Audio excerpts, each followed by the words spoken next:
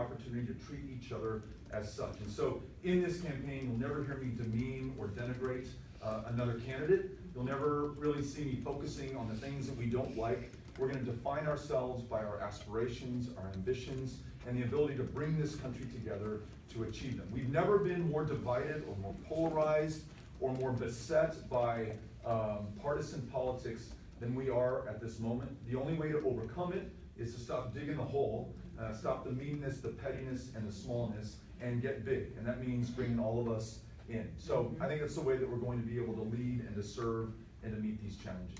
Thanks for asking the question. Yeah. Let's go back, Gabby. My question has to do with racial inequality and inequity, but more specifically maternal mortality, since the U.S. has one of the worst rates for maternal mortality for all women, but more specifically for Black women, and if you have a plan to address that and try to alleviate that and help those Black women not be in those situations. The more I learn, the more I understand that everything that we're talking about is connected. So you have an epidemic in maternal mortality in this country. It's especially bad in states like mine. I'm not sure about Wisconsin. And it is 2 or 3 times as deadly for women of color. In my state, our state legislature and governor have been successful in closing down family planning clinics, meaning fewer women get access to a cervical cancer screening, to family planning help, to really being able to see any kind of provider at all.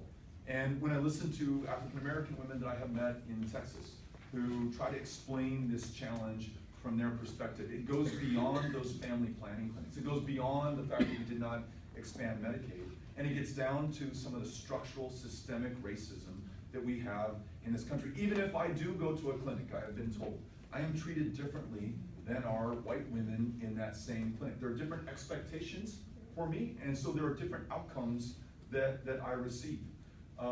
Confronting the really difficult truths of slavery, of segregation, of continuing suppression in this country is the only way that we're going to get to the solutions that all of us should be able to count on and to deserve. So I just want to establish that this runs so much deeper than I've ever known before. It's going to take a lot of work. It's going to take ensuring that our democracy truly works for everyone. In Texas, we ranked 50th in voter turnout on purpose because people of color and people depending on their ethnicity were drawn out of congressional districts, therefore a reason to vote. Their needs, the solutions to the problems they encounter, were not brought forward into their democracy through their votes and their voices. We've got to transcend that, both in the way that we campaign with a new Voting Rights Act and with understanding these disparities that we see. Criminal justice, which was brought up earlier. You have children in this country in the kindergarten classroom at 5 years old who, if they are of color, are 5 times as likely to be disciplined, suspended, and expelled. I knew there was a schoolhouse to jailhouse pipeline in this country. I thought maybe it began in high school. I didn't understand it began in kindergarten. That's wrong. So even in the little bit of this much larger problem that I have described, there is a lot of work for us to do. Those who are much smarter than I am and much more experienced than I am in these challenges say that the first step is confronting the problem, facing the truth, and making sure that all of America is on the same page about where we are and exactly how we got here and what will happen if we don't change course. So those are a few thoughts on this crisis.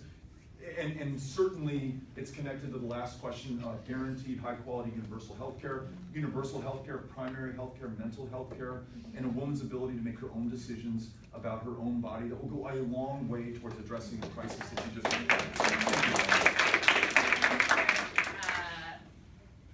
One more, Jessica.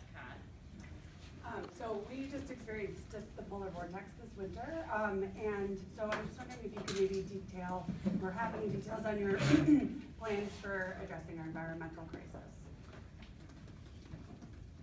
In response to your question, a brief word for the press.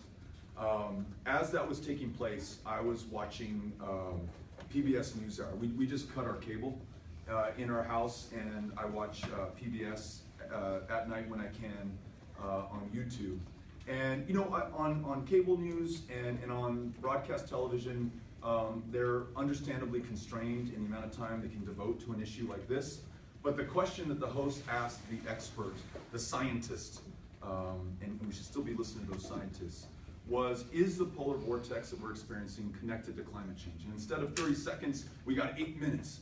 And the bottom line is the answer is yes. As we see significant, massive melting in the Arctic Circle, it is absolutely changing the weather patterns that we see throughout the rest of the world, including here in the Midwest, including in El Paso, where it's beautiful and sunny here today. There's snow all over our mountains in the desert Southwest at the same moment.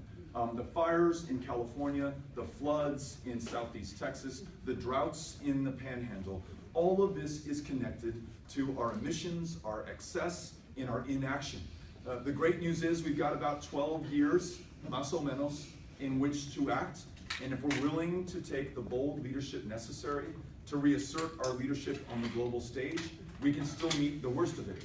What I learned from the scientists and from this fascinating book, if you have not picked this up yet, I highly recommend it, called Uninhabitable Earth, is that even if we were to stop emitting any greenhouse gases today, we just could flip that switch and it's all gone, this climate will continue to change. And the generations that follow us will be the ones who bear the brunt of the consequences. The thing is, if we do nothing, that change will be far worse, far more hellish than what we've already experienced right now. So we absolutely have to act.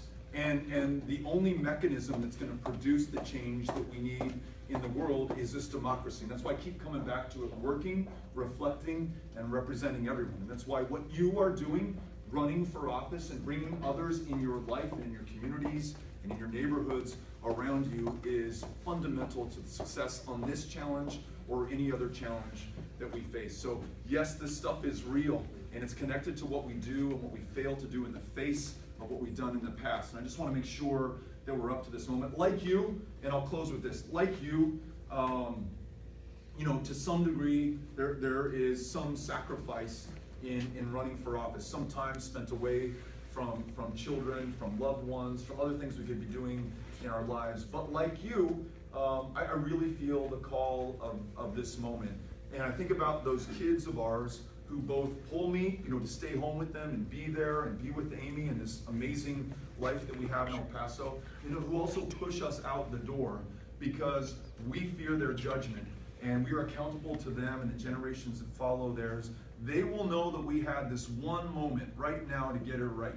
And we don't want to fail them. We do not want to be found wanting, and we won't. And I'm convinced of that, you know, from meeting you and from meeting many others right now who are stepping up to answer that call. So thank you all for what you are doing. Aaron, thank you for having me out here today. Big honor to be with you. Thank you very much. Sir, you can officially move yourself that way.